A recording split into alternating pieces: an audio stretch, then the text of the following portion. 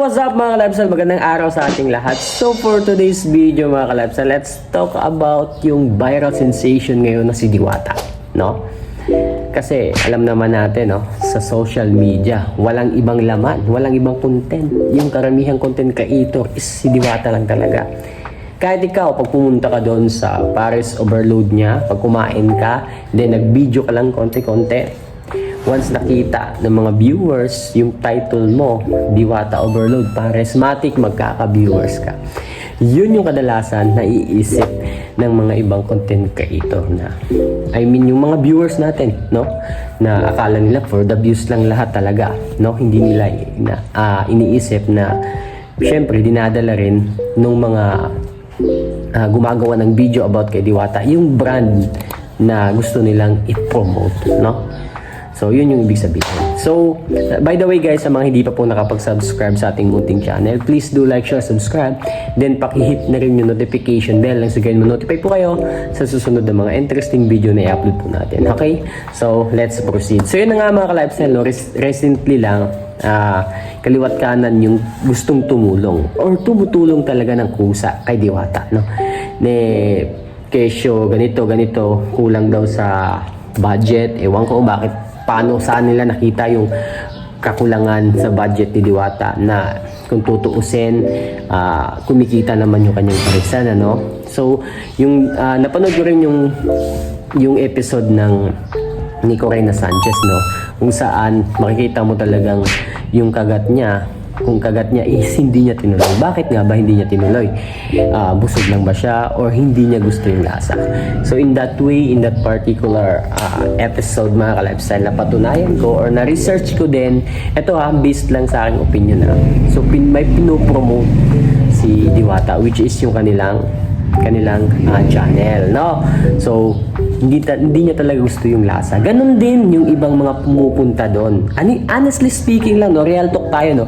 Ganon din yung pumupunta doon, no. Hindi nila sinasabi na medyo hindi nila gusto yung lasa. Syempre, yung iba talaga is for the brand and for the views, no. Aminin man natin o hindi, lahat na pumupunta doon ng mga content creator is gustong mag-gain ng viewers na nagaling mismo kay Diwata. So alam naman natin si Diwata is medyo nagkapangalan na, no? So ang dami rin tumitira kay Diwata, ewan ko kung bakit. Ako, isa na ako doon, ano? Kasi against ako sa mga taong tumutulong kay Diwata. Honestly speaking, bakit? Kasi marami pa talagang taong deserving tulungan, ano? Why they don't check their emails, messenger, Facebook page?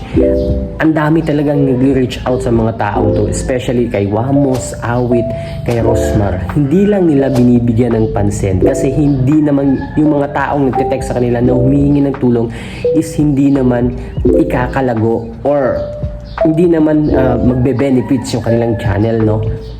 Bagkus makakagasto pa sila. So yun yung mga iniisip nila, no? So yun, for the views, no? And then syempre for the brand na rin.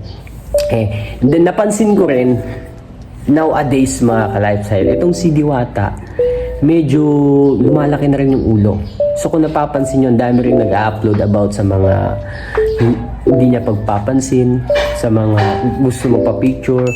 Parang dead ma lang, makikita mo sa expression na kanyang mukha, di ba? Unlike pag merong mga celebrities na nagpupunta sa kanya, grabe yung smile, todo effort talaga yung smile. Hindi mo makikitang pagod, no?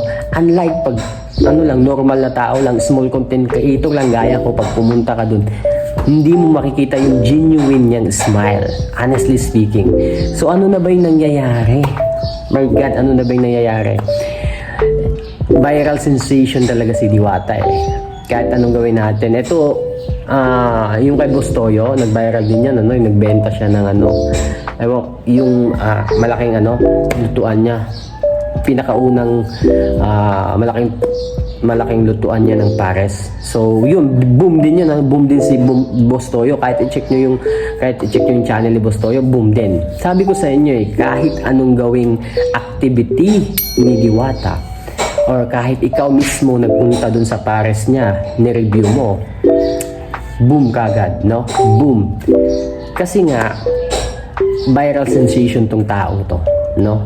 Kaya kahit yung ibang mga malaking content creator nagsusugal na dito, sinusugal nila yung kanilang karangalan or pera whatsoever para lamang matulungan tong taong to, which is hindi naman talaga dapat kailangan tulungan kasi mas maraming deserving.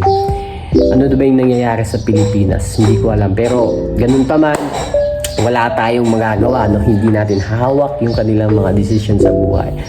Nandito na tayo para, of course, para i-share natin yung opinion natin. I-share natin yung, kumbaga, opinion ng taong bayan. So, yun yung nakikita kong mga kamalian sa nagiging viral sensation na si Diwata.